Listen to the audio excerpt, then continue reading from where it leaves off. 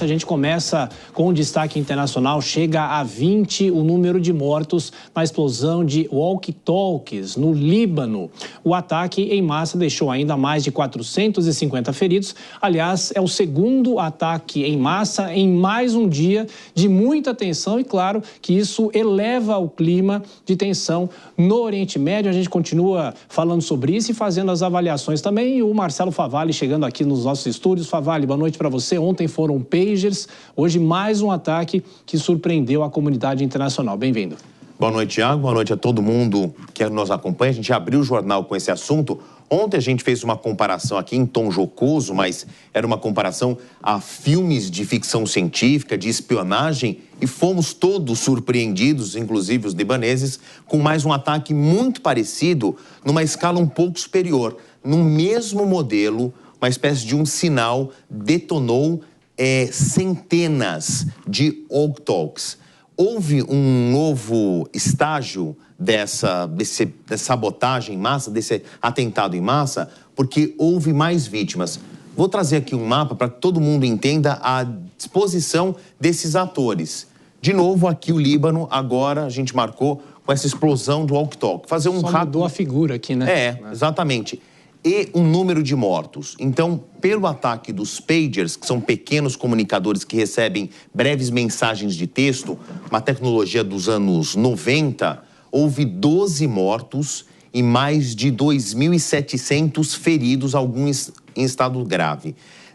Nesta quarta-feira, nós já temos 20 mortos e pelo menos uns 450 feridos. Menor o número de explosões, mas maior o volume de letalidade. A explicação é porque o walkie-talkie, ele é maior do que o pager. Então, ainda seguindo a mesma linha de pensamento que a gente explorou ontem, que esses artefatos, eles foram interceptados e o hardware, né, o equipamento em si, foi alterado com a colocação, talvez, de um explosivo plástico, o walkie-talkie é maior do que o pager, então caberia mais explosivo plástico, então por isso ajudaria a explicar o maior número de letalidade. 20 mortos, 450 feridos no atentado dessa quarta-feira, muita gente em estado grave. A gente tem imagens dos hospitais, essas imagens são de quarta-feira, mas muito parecidas com o que aconteceram na terça-feira. Este daí é um cômodo onde tinha um dos tais walkie-talkies que explodiu. A destruição no cômodo, os estilhaços provocados, dá para entender que o artefato ele foi alterado, ele foi mexido. Porque a primeira hipótese, o primeiro pensamento é que talvez uma mensagem tivesse sobrecarregado a bateria, estressado o hardware e provocado uma explosão. Não há como uma bateria de lítio de pequenas proporções ter causado uma explosão tão grande. Então, por isso, o que se sustenta com mais lógica é que houve a colocação de pelo menos algumas gramas ou alguns gramas de um explosivo plástico. A gente tem uma outra sequência de imagens que são os hospitais absolutamente lotados. Foram imagens que circularam nas redes sociais, verificadas, da enorme quantidade de gente chegando em grande velocidade, né, em grande número aos hospitais, a ponto da Jordânia, a vizinha Jordânia, já ter oferecido ajuda médica, porque estes feridos dessa quarta-feira se juntam aos mais de 2.700 feridos da terça-feira. Então, todo mundo entendendo o campo em si, né, o que aconteceu nas linhas da notícia, eu queria avançar para as entrelinhas da notícia. Desses feridos, e claro que a gente manipulou a imagem porque elas são muito fortes, as pessoas chegaram mutiladas nos hospitais, o que prova que uma explosão de uma bateria, de um comunicador, não seria capaz de um ferimento tão grave. Então a gente já entendeu que aqui o alvo foi o Hezbollah, uma milícia paramilitar islâmica, mas que também tem um braço político e agora se junta a essa guerra, junto com o Hamas, contra Israel. E aqui está a resposta de Israel, que vem em outra escala. É importante dizer, o Hezbollah aqui do Líbano tem repetidamente dizendo que essa sabotagem em massa de pagers e de walkie-talkies. Aliás, o governo do Líbano pediu para que as pessoas não usem mais nenhum tipo de sistema de telecomunicação, principalmente esses de tecnologia mais antiga, porque amanhã pode haver um outro tipo de sabotagem. O governo do Líbano e o Hezbollah, propriamente dito, que são coisas completamente diferentes, estão acusando Israel. Israel, a momento nenhum, veio assumir esses atentados, mas também não veio dizer que não foram eles que o fizeram. Quem o fez por 2 dias seguidos foram os Estados Unidos, dizendo, olha, nós não temos nada a ver com isso.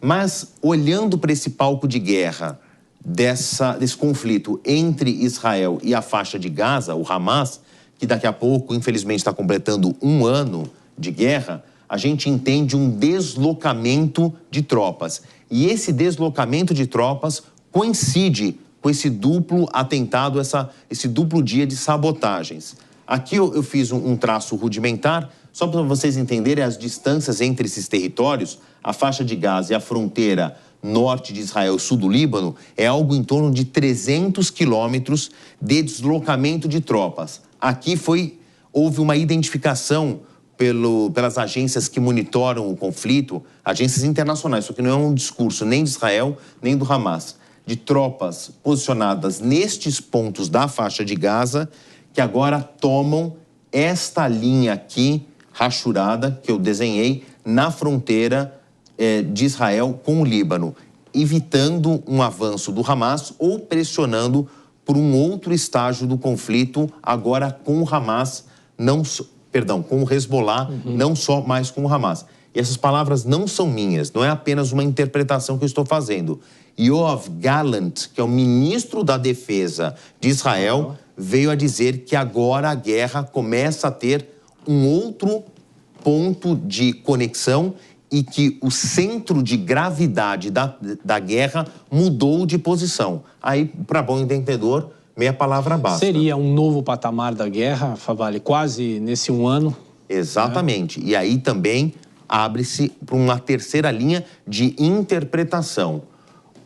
Benjamin Netanyahu, o primeiro-ministro de Israel, ele está se sustentando no cargo muito por um ambiente de guerra e um gabinete de guerra que anda funcionando em Israel. Então, o parlamento está dedicado a esses assuntos de guerra e a vida cotidiana, politicamente falando, está completamente estagnada. E o futuro político de Benjamin Netanyahu é não ter futuro político. Uma das margens de interpretação que nos dá é que a manutenção da guerra o mantém no poder.